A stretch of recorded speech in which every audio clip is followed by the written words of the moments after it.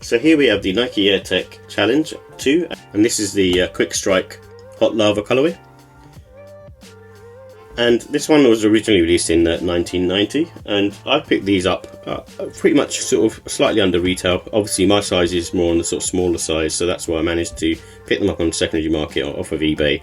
And I was interested in getting this anyway, but during the time when they initially came out, they sold out and were going for quite high money, almost double the price. So I didn't want to pull the trigger at that price, and just so happens, 4 or 5 months down the line, some of the smaller sizes are sort of going under what the retail price, and which I was happy to sort of pick up in that case.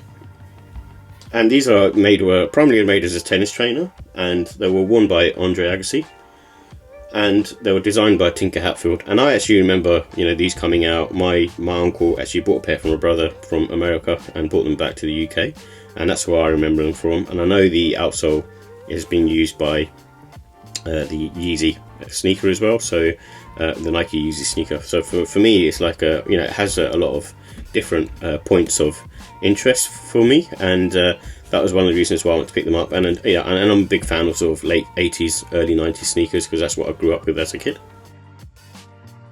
So with the details, it comes in a Phantom, Hot Lava, Black and Flat Silver and Pale Ivory colorway, and the sneaker has made up of different colorways. Obviously it's got aging on the midsole, which is one of those sort of kind of, I suppose, reimagined touches, and then having the black leather on the Nike Air is a cool touch as well. I really like that, and just a throwback to, like I said, early 90s, early 80s. And also things like the Hot Lava colorway, just on here on the front, is really nice, and kind of sets it off quite nicely, almost that sort of pink color.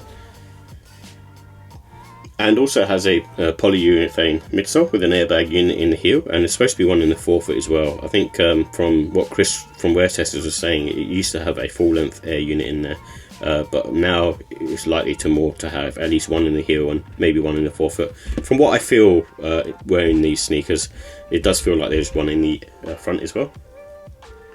And it's made up of an all-leather construction. The leather is not like amazing quality, but it's good enough for what you get, and not that is bad in any way. There's been some sort of trash leather on, say, like the Air Trainer ones that I've seen, but this one has some nicer quality in my opinion. It feels quite sort of soft to the touch, so which is a good thing.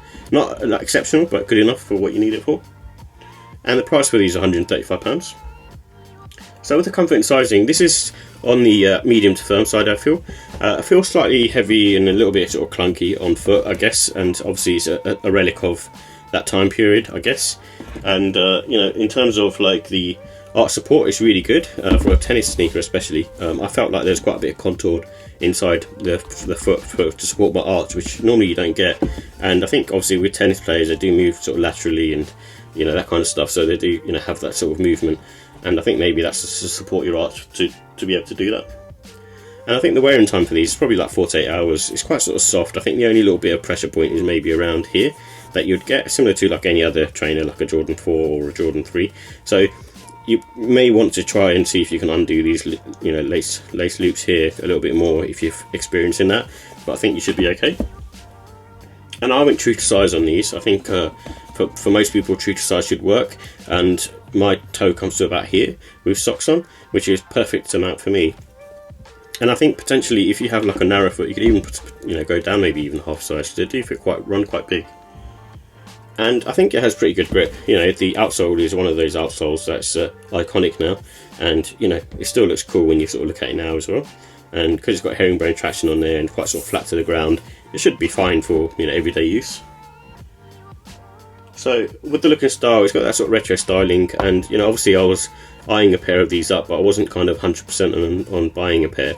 And when I put these on foot, it just took me back to the early 90s, and the feel of the sneaker as well. It does feel very much like how I felt the first time wearing these types of sneakers back in the late 80s, early 90s. So with that one, similar to say a Jordan 3, this one just takes me back to how the comfort level was, I suppose, in those sneakers. Not to say they were amazing, but they had that sort of little bit of sort of softness and squishiness and supportiveness that you normally didn't see back then in other shoes or other pairs of trainers.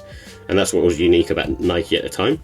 And with this one, it's pretty much an iconic silhouette as well. And it also is a mid-cut, so some people may not be a fan of this sort of mid-cut variety, but I don't mind it. You know, obviously I'd prefer it to have a low cut, but you know, you can't be sort of choosing with this one. And it's good for sort of spring, autumn or winter time. I won't really wear these in the summertime. I feel like they're a bit heavy on foot, but it's still, you know, one of those sort of sneakers that you can kind of wear. It's quite sort of versatile really in terms of its colourway.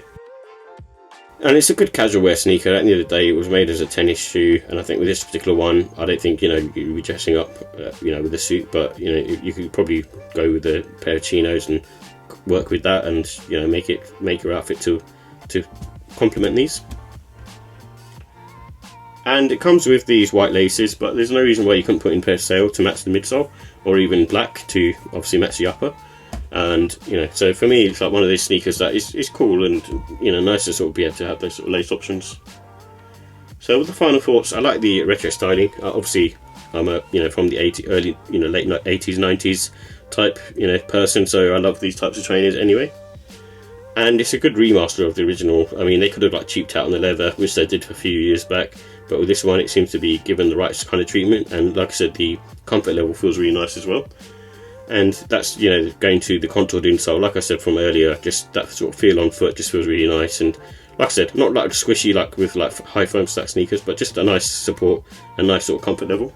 And with the cons, I think they're quite sort of heavy on foot, so just bear that in mind. I wouldn't really be playing tennis in these, but you know, for everyday sort of lifestyle use, especially sort of during the autumn time, you know, even going towards the winter, you know, they're perfect for that kind of weather.